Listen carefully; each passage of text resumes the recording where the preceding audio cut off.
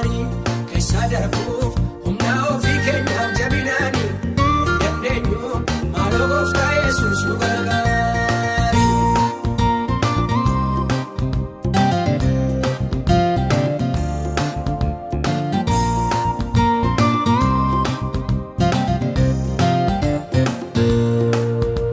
Safuunni bee guddaaf xinnaan qabu wal salphisa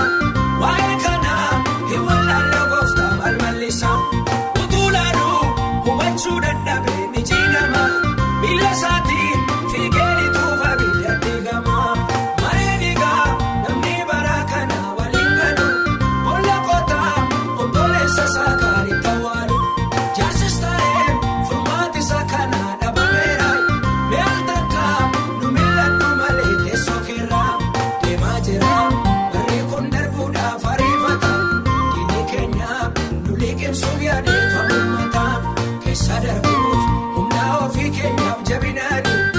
dandeenyu maaloo gooftaa Yesuus nu gargaara.